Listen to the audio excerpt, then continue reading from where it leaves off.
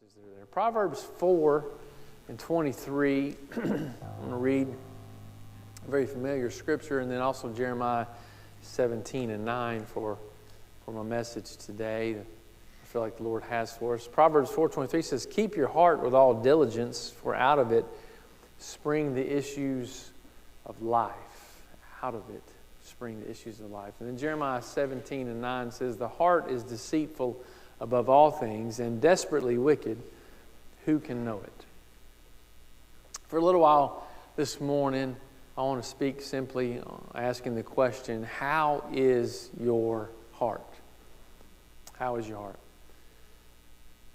Many in the room know that I worked in the medical field before I went into full-time ministry. And specifically, my field of study was radiology, but even narrowing it down more, I was a medical sonographer. I did ultrasounds. Layman's terms, I rubbed jelly on bellies and other various parts of anatomy. Doing the OB ultrasounds, as maybe bothersome as this may sound, was my least favorite of the ultrasounds that I did. It wasn't that I didn't like babies and didn't like life, but it was just not what I enjoyed the most. I was really loved working with the vascular surgeons and working on the arteries and the veins and shunts and rewiring things that were in there. I enjoyed working with the biopsies and those the more difficult tasks. That's what I enjoyed. But I did spend a number of years working with the OB doctors doing the 18 to 20 week ultrasounds, the gender reveals and all those things that were there. And those things were special. I bring that up for this reason because I have seen hundreds upon hundreds of times, maybe even thousands of times, as we were confirming life, that there would be a heartbeat that would be detectable at 5 weeks. Now medically, around the 22-day mark, there's something that takes place inside of your body that's called the atrial kick. And it's where your heart starts beating for the first time. So 22 days after conception, all of our hearts got the atrial kick. Boom, and we got jump started. And from that day to this, with very few exceptions in this room, your heart has continued to beat. That's why you are here. Now there may be a few of you in the room that have had some type of a life incident that your heart stopped, and by the grace of God, they restarted that heart, and you are here today. I know Dylan has a great story about how that he wins a lot of ice-breaking contests by someone who can say that I was dead before. If you don't know Dylan's story, Dylan, wave your hand.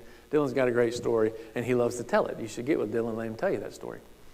But I bring this up for this reason, is when that takes place, something was set in motion for a set period of time, and it is determined by God to when it ends, unless you or something else, some other circumstances intervene on that. God has started that atrial kick there in your heart, that physiological, chemical reaction that took place in there. And because of that, it's pretty impressive what our hearts do. And in fact, on average, we pump about 70 milliliters of blood with every contraction of a heartbeat, 14,000 pints of blood being pumped and 100,000 beats on average every day.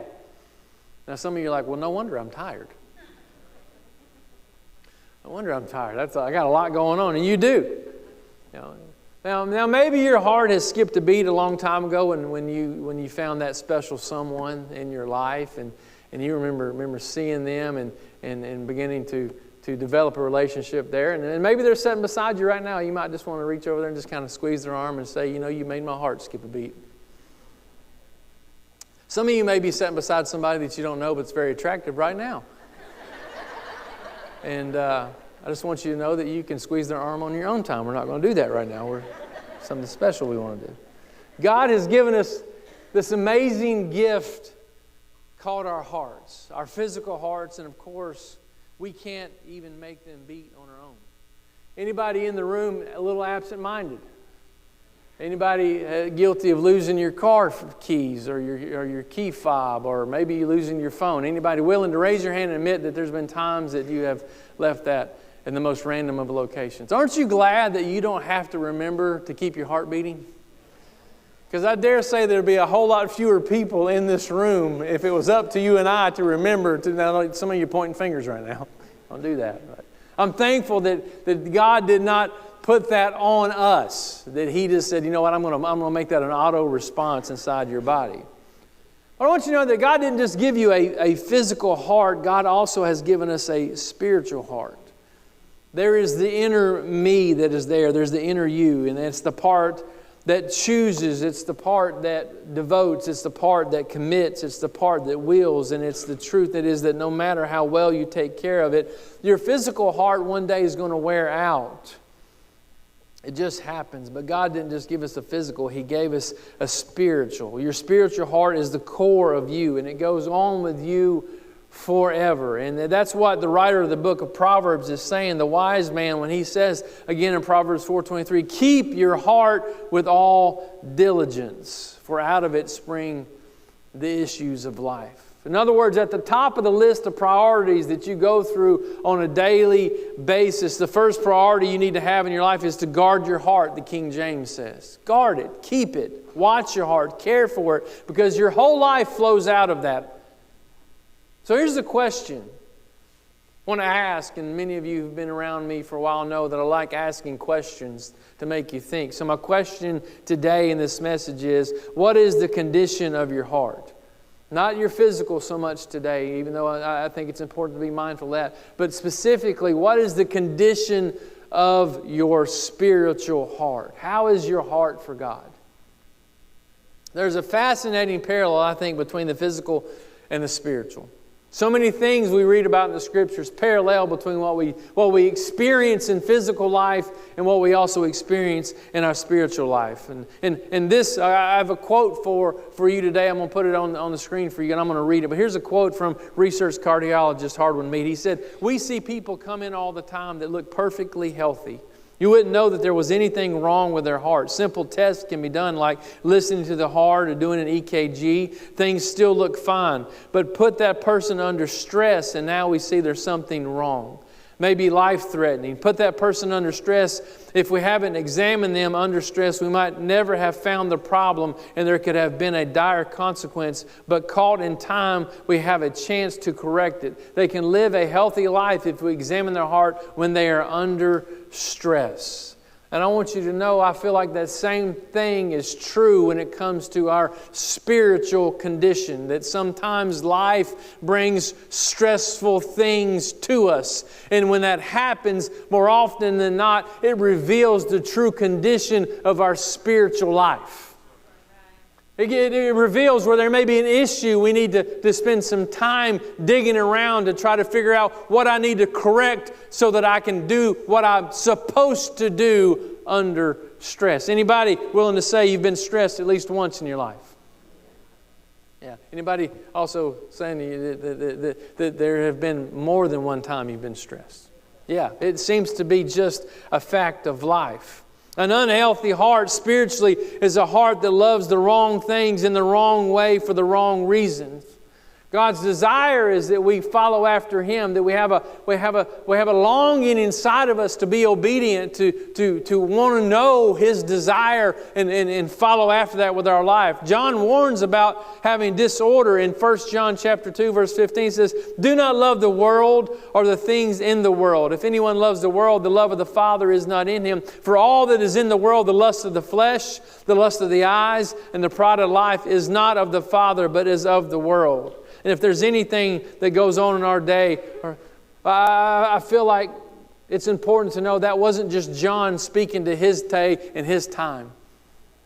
But it was a universal truth that you and I fight every day. We fight in our life the lust of the flesh, the lust of the eyes, and the pride of life. It's something that we combat every day of our life. It doesn't matter how old or how young. It doesn't matter your race. It doesn't matter your gender. It doesn't matter any of those things. We all fight this stuff in our life. We got to make sure that we're diligent about keeping our heart. What John was talking about, and it's something that I'm very passionate about, is understanding your purpose in God's kingdom, because our purpose gets all messed up and junked up and disordered apart from God. And an unhealthy heart that is marked by cravings and lust and disorder and desires and pride goes contrary to what God wants to do in your life. Now, here's the one thing.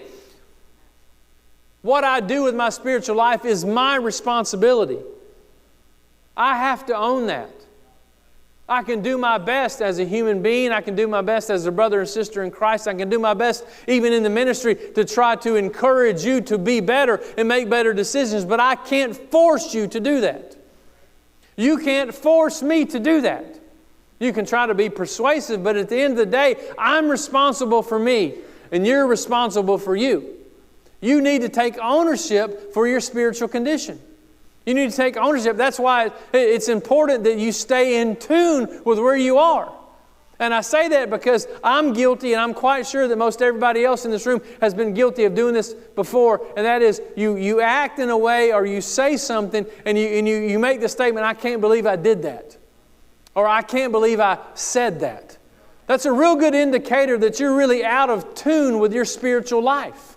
The fact that the thing you did that you couldn't believe you did happened and you were unaware that it was there, you were either lying to yourself or you truly are out of touch with where you are. Now, I don't know about you, but I don't like being caught by surprise. Anybody in here like being caught by surprise? I like to know what's going on. I like to know the truth. I like to know the condition. That's why I prefer to have people in my life that just speak the truth. I mean, I feel like you can be biblical and speak the truth in love. I like having medical professionals that I go to. I like the doctor that I go to. I like Dr. Burns. He's a military doctor. He doesn't beat around the bush. He'll just look at you and say, hey, you're fat. That's why your knees hurt. I just, look, we don't have to beat around the bush. Just tell me what I need to know. When it comes to your spiritual condition, we are great at lying to ourselves. Here's what normally happens. I had a New Year's resolution, and I've been pretty good at keeping it, and that was I'm trying my best not to use absolute statements.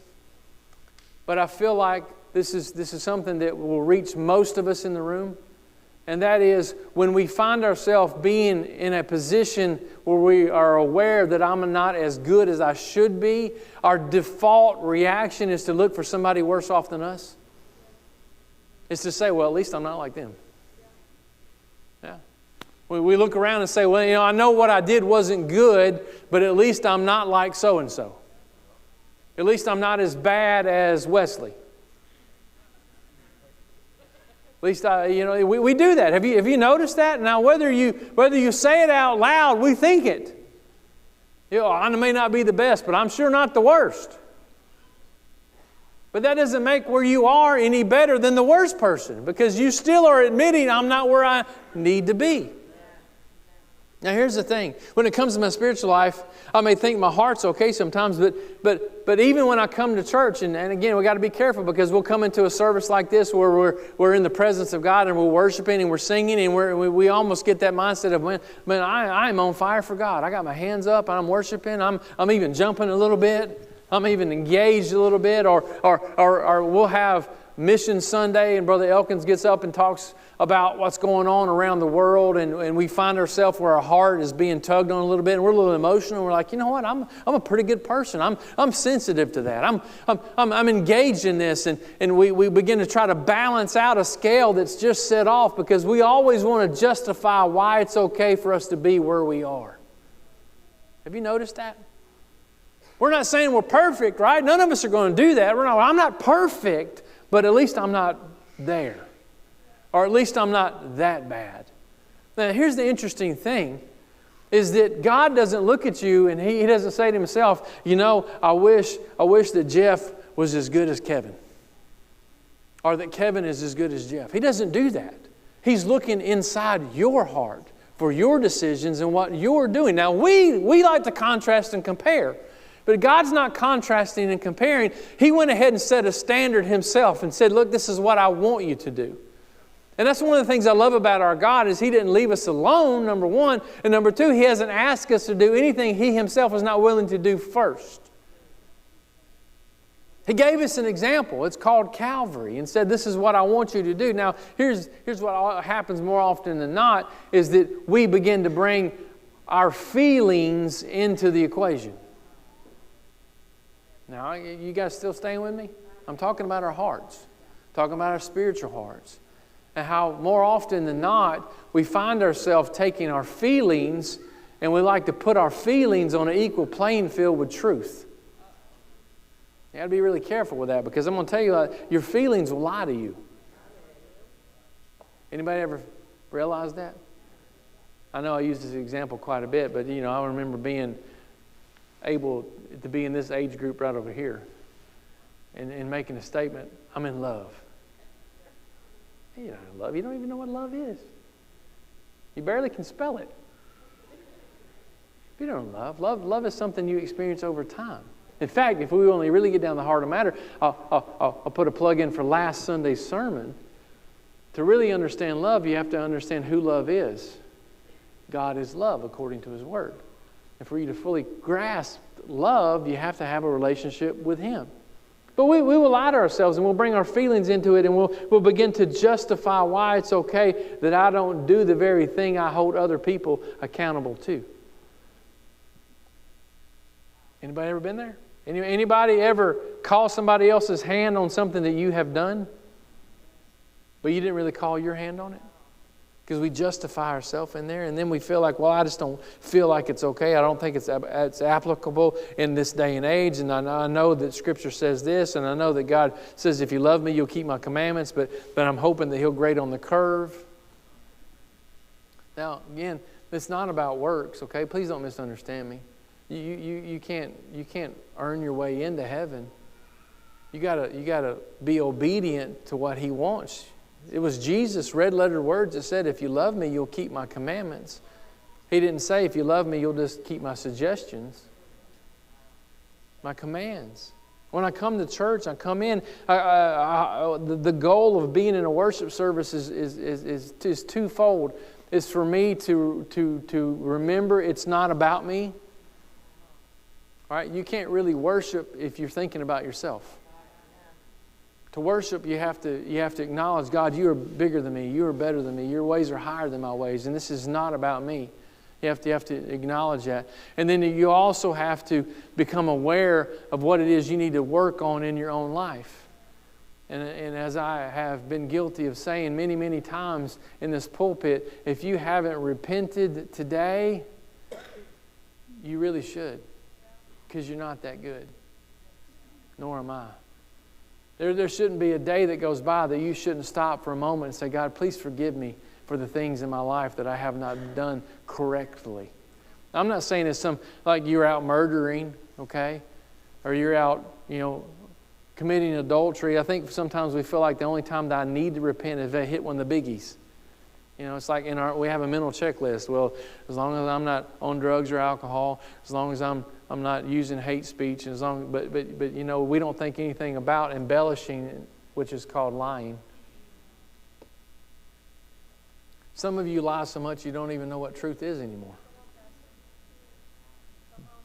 I'm okay with y'all being quiet right now, because I know sometimes you got to absorb this stuff, and I'm not trying to be hurtful or mean. Like, my goal with this is to make you aware is that your primary mission in coming into this worship service today should be to worship Him and acknowledge where you are.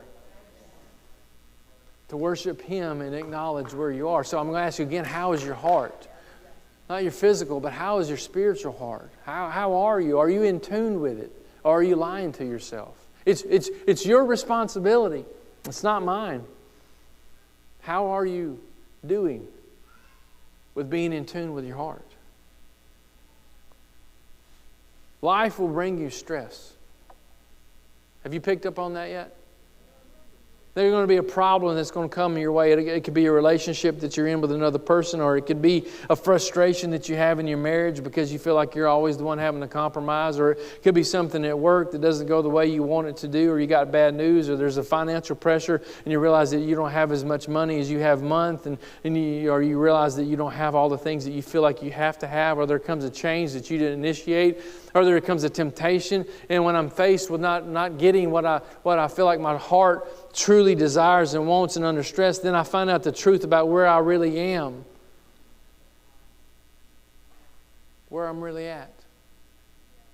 See, when my desires are smashed, it oftentimes brings stress and pressure, and stress reveals the true condition of where I am. So where are you? Where are you right now? What my heart really wants is a reputation for being better than I am. That's what my heart wants. And my heart really wants is for me to receive glory and to be lifted up. That's what my heart wants. My heart wants comfort and convenience. Under stress, I see, if I look at my heart, it wants to have credit that it doesn't deserve. My heart is willing to be deceptive in order to avoid pain. My heart is so wrapped up around itself that sometimes I will not even notice or listen to or even try to love someone else. Under stress, I find myself withdrawing and avoiding and hiding or trying to manipulate to get my own way. Under stress, I find that I'm ready to judge people to cover up my own secret sense of inadequacy or jealousy for what they have. See, some of you, in the last 2 minutes of me describing these scenarios, I have basically laid out your life to a T. It's a wrestling match that you have every day in your life. Now, if our heart is working right, if our heart, again, I'm talking about the spiritual heart, if our spiritual heart was where it was needed to be, you and I would be appalled by sin. We would be repelled. We would push away from that, because if our heart was in tune with God, God is repelled by these things. See, I sometimes feel like we take His silence as if He is okay. Upset, He would rain down fire and judgment, right? We have examples of that in Scripture where He just, He rained down brimstone and fire on Sodom and Gomorrah. So I guess as a country, He's okay with us yet because there haven't been fire and brimstone. Is that what it takes for you to be in tune, is fire and brimstone? I have a hard time with that. I know I often default to describing relationships in this manner, but to me it's the closest relationship I have to contrast and compare with my God, and that is the relationship I have with my wife. I know the things that she likes, and I try my best to commit myself to those things, even if I'm not necessarily interested in them myself. You'd be very proud. Mackenzie and Aisha and Sarah were working on a long hallway covering for VBS, and they were drawing some trees. And where's Mackenzie? Mackenzie, you in this room? Mackenzie, what did I say you needed to add to that? Tulips. I said, you need some flowers. And they're like, of course you would say that because of your Sister Chastity. I'm like, well, yeah, because I'd never paid attention to flowers. Honestly, I didn't. It's a flower.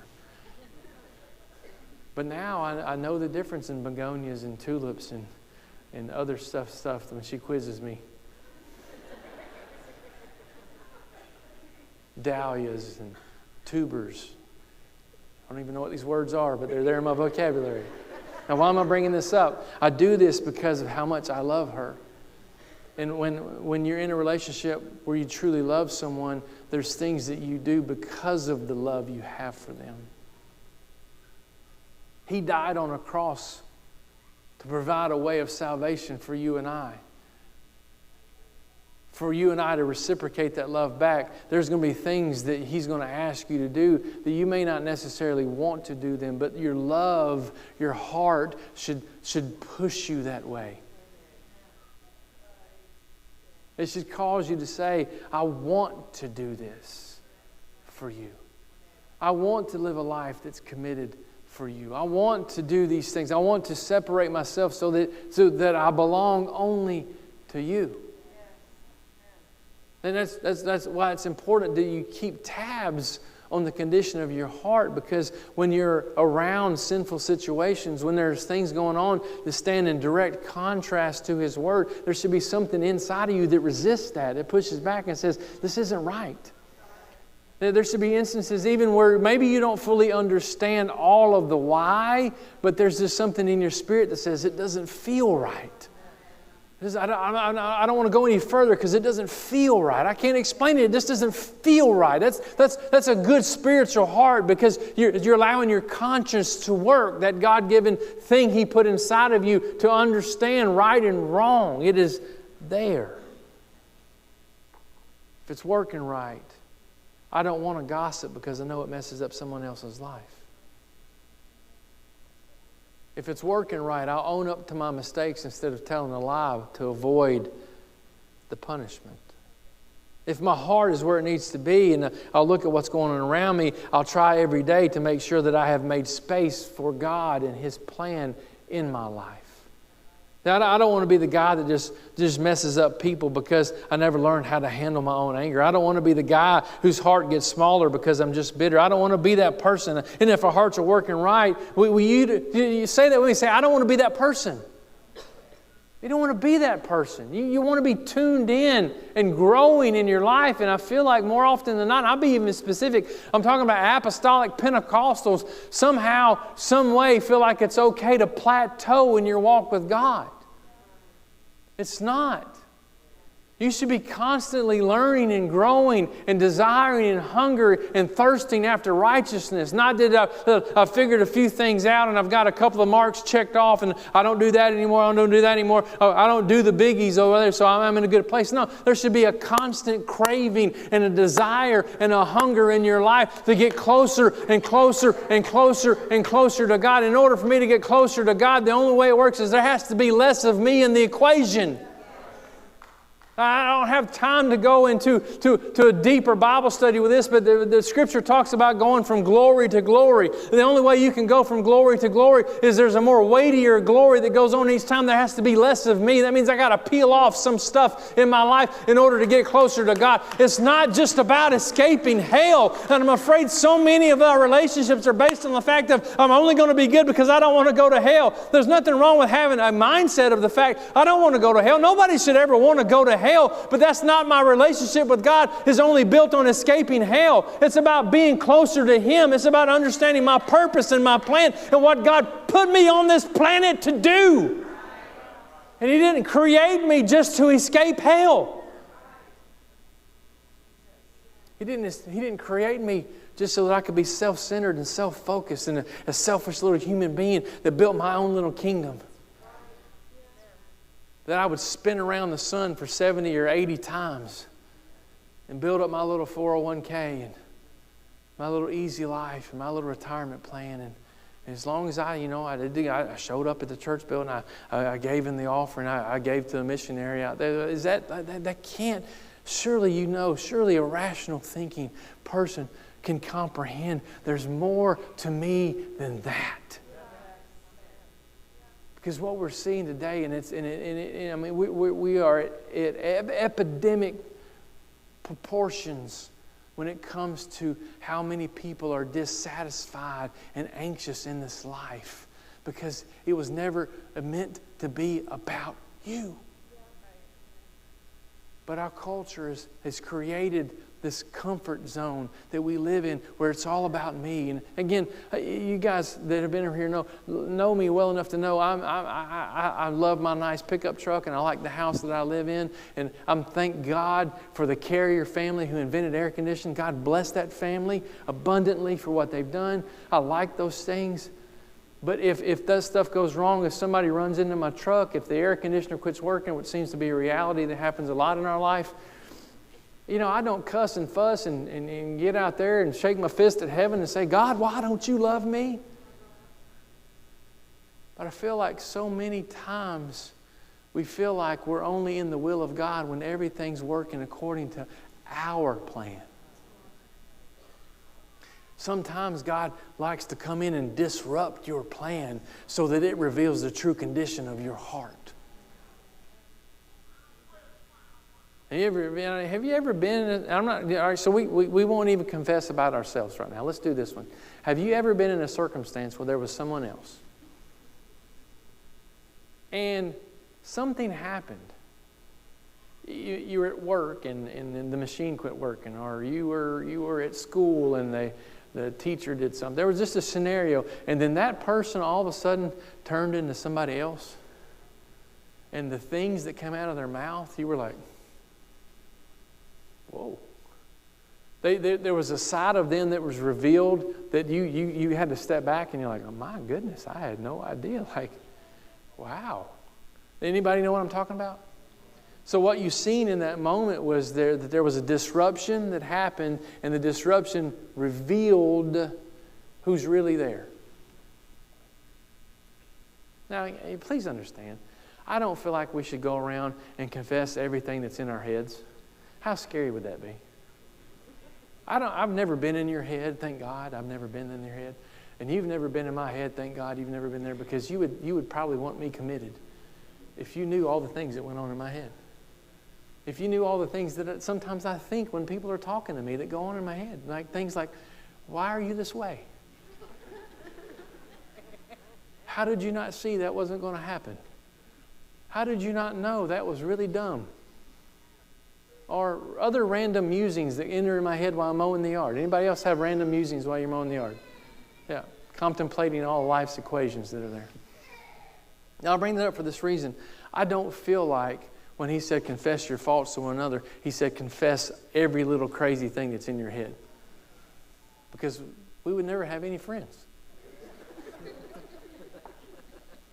But there are things that go on in our head when it is good and right to talk to someone and say, I'm struggling here.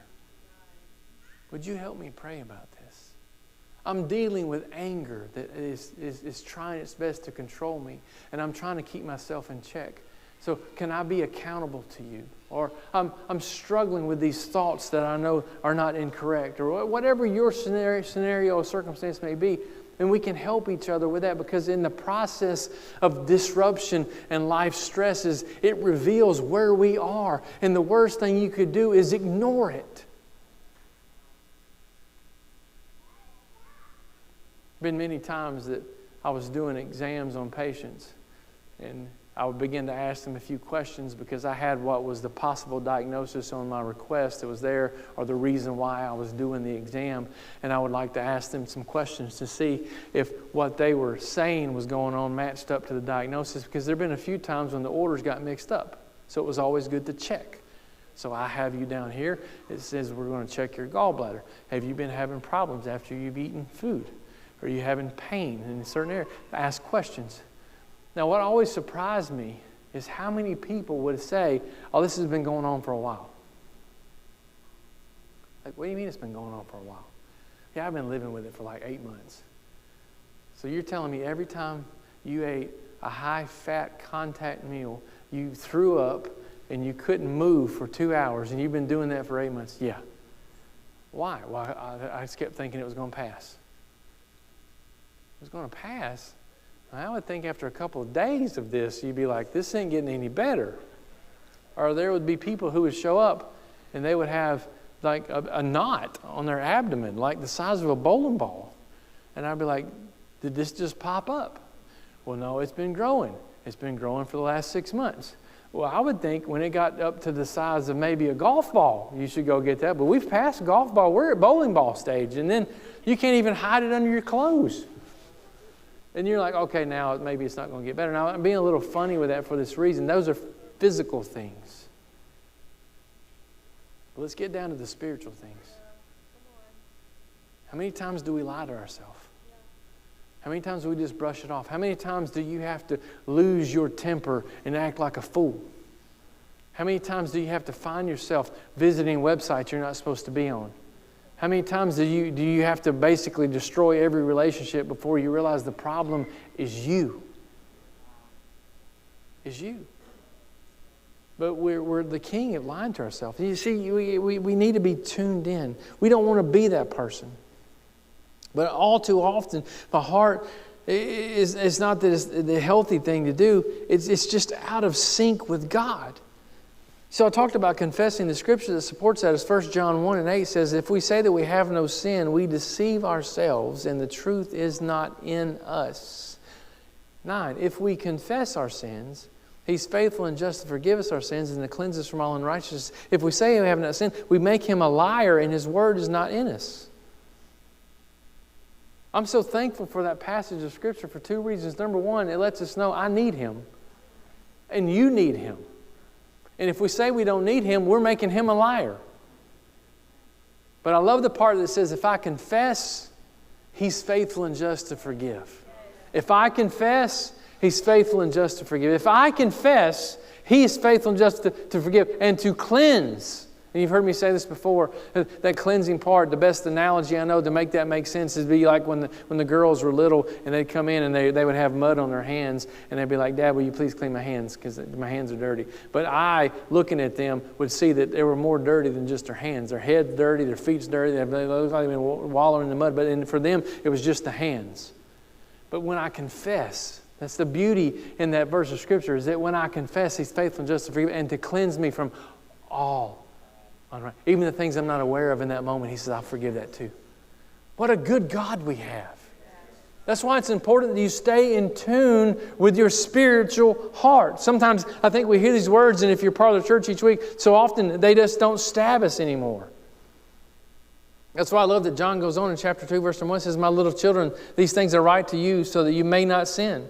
And if anyone sins, we have an advocate with the Father, Jesus Christ the righteous, and He Himself is the propitiation for our sins, and not for ours only, but also for the whole world. Now by this we know that we know Him if we keep His commandments.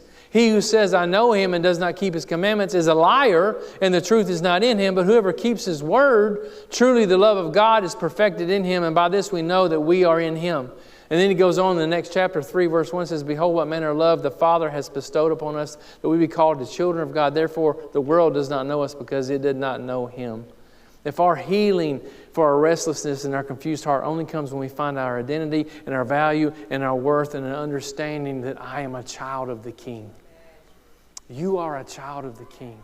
Oh, the world's big on putting labels on you and putting you in boxes and trying to help you better define what feelings are there. I'm going to tell you the most important thing that you can do is understanding the only title that makes sense is I'm a child of God.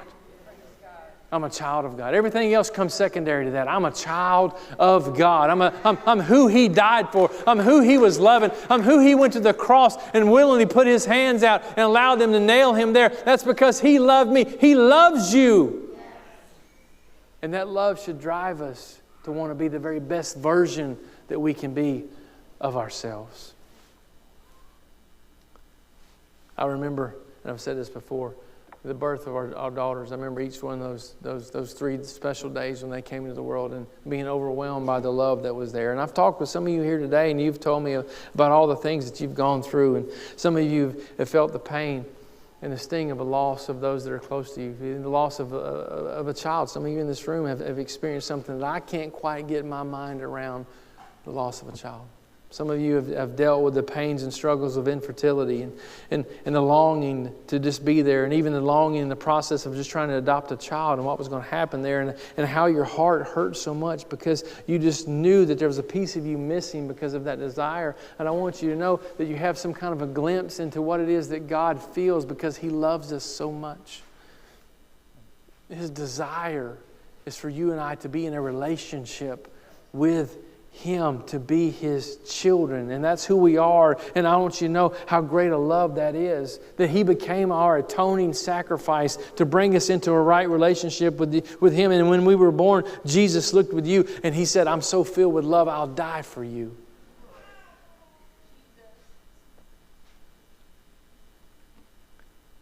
But His heart breaks over our lostness. And His sacrifice on the cross paid for my sin and yours. And His death brought back life so that I could have a new heart. So that I could have a new heart. So that I had an opportunity to become a new creature. See, that's why it's important to understand. And again, I'm speaking specifically to Apostolic Pentecostals because I'm going to be transparent. I'm afraid a lot of us become spiritual junkies. And what I mean by that is is God has brought us out of a lot of difficult situations. He's brought us out of drug addictions and alcohol addictions and pornography addictions and abusive relationships. And He's brought us out of these things that when we were in those things, there was moments when we felt the high, when we felt the thrill, we felt the thing that kept us going back to that. You know, people can try to paint some bad picture about living in sin, and living in sin is bad, but there are times when it's fun. Yes, pastor stood up and said, there are times when living in sin is fun. It's momentary, though. It disappears quickly, and it leaves a life of destruction apart from God. It does every time. But why am I bringing this up? Well, often I've seen where some people have traded in what was a bad thing, and they start walking with God, but instead of continuing to walk with Him, they just like coming in and having momentary hits of being in His presence. And they treat it no different as the momentary high when they were going out and smoking crack cocaine or they were getting drunk or whatever. It gave them a moment of relief. But I want you to know it's more than just what happens in this building on Sundays and Wednesdays. It's more than just having an altar time in the presence of God as the choir singing and they're leading us in worship. Those things are good, and I love it. I love being in His presence, but I've seen so many that have never moved further in their walk with God than just shouting around the altar. Please understand me. Shout around the altar. But you got to keep growing.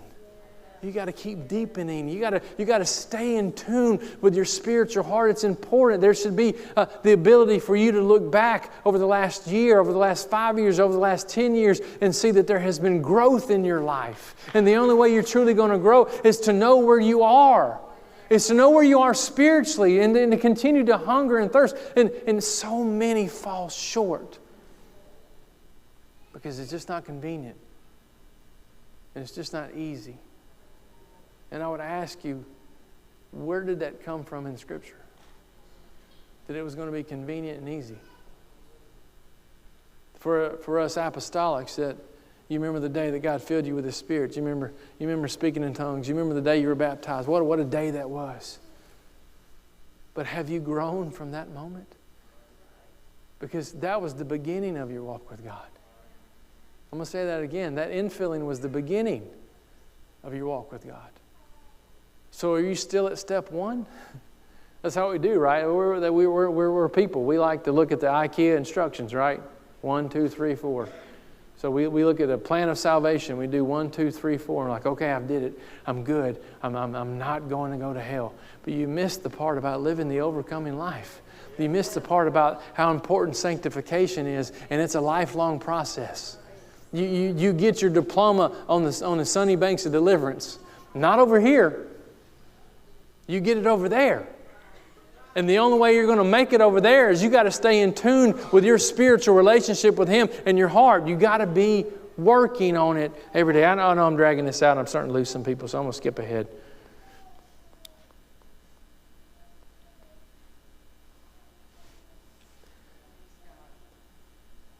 When we find ourselves in tune with God and we're walking after Him and you're following after His desire, did you know that there's joy in heaven when a sinner repents?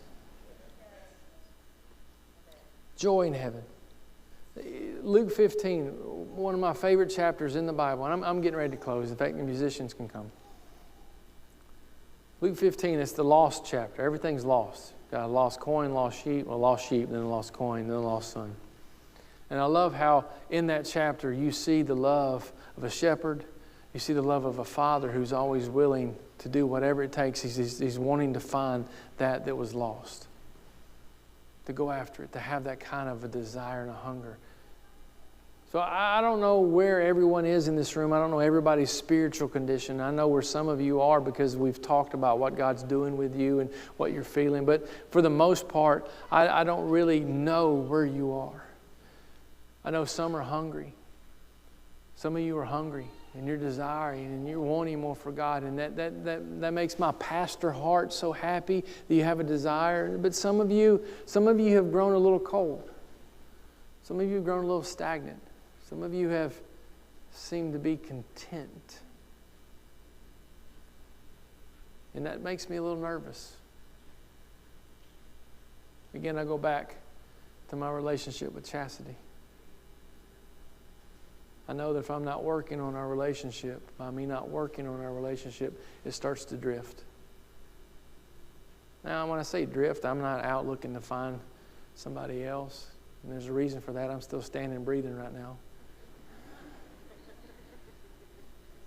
She's really a sweet girl. She is. I know sometimes I get up here and you're like, poor pastor, man. He's living with Jessie. She's tough. No, she is tough, but she's a good girl. She loves me. I'm thankful for that. But if we're not working, we realized that a long time ago, that we got to work on that with each other. We talk to each other. And things change with age and relationship development. It goes. That should be with you. That what got you to God is not what's going to keep you in a relationship with Him. For most of us in the room, what got us to God was our terrible circumstance we were in. The addiction, the brokenness, the sin that was there. Okay? So what got you there is more often not what's going to keep you there. It's your desire to stay in tune with Him. Now here's what I know is, if my relationship with Him is not where it needs to be, then my relationship with you is not going to be where it needs to be. Because there's a direct connection between the vertical and the horizontal. So if the situation is not ideal, if you're struggling right now, you're struggling in your marriage, I feel this in the Holy Ghost right now. I don't know why this is stuck in me. I felt that a few minutes ago and I didn't say it, but I'm going to be obedient.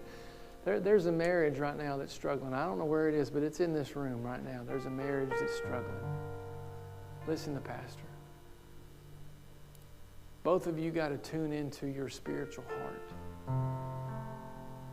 You have to figure it out with Him, or that relationship with them is never going to work. Because without being tuned into Him, you are a very selfish, self-centered person, and so am I. And we become about self-preservation and self-focus. I feel speak this in the Holy Ghost right now. There is a restoration in a marriage that can take place in this room right now if you will tune in to your spiritual heart.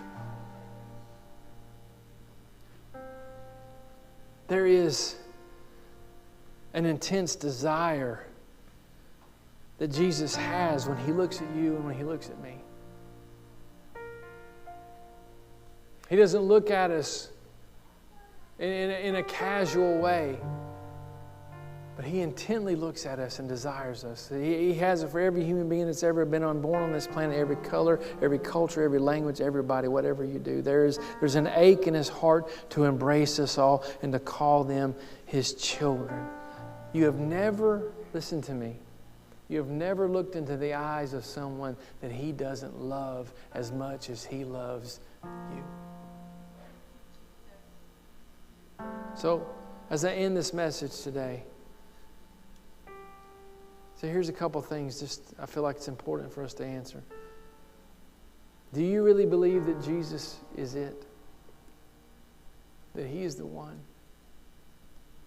That He died for you? To provide a way for you to have life beyond this? Do you really believe it's true that He is atoning sacrifice for sins and for the whole world, and that there's no other way to be saved outside of Him? Do you believe that? Do you and I carry a burden for people that don't know Him? And that was a piece of my message I didn't even get into, and I'm not going to get into it for the sake of time, but I'm going to say this, that if we're truly tuned into Him the way our heart needs to be, our heart aches for those that don't know Him. When's the last time you had an ache in your heart because you've seen somebody that you know needs Him so bad? So as I end this message today, there needs to be a spiritual, physical take place in this room. What I mean by that is there needs to be a moment where you and I, all of us in this room, we do a little evaluating on where our spiritual heart is. God, am I where I need to be? Or am I being so consumed with things that don't matter? We need to evaluate that for the sakes of our marriage. We need to evaluate that for the sakes of our children. We need to evaluate that for the sakes of the kingdom. So, here's my altar call today. For those that are willing, nothing's going to be forced here. But for those that are willing today, I want you to know this altar is open starting now. And if it's important to you to know where your spiritual condition is, I invite you to come and just be open and honest before God. Just find a place and be open and honest for you. But here's my confidence. There are restorations going to take place today because we have a God who specializes in restoration. It's prayer time. I invite anybody and everybody that feels comfortable to find a place to pray. If you're not comfortable coming down to the front, then I invite you to pray in the seat where you are. God can meet you right there. But what's important is you don't leave here today without a real understanding of where you are spiritually with God. It's prayer time.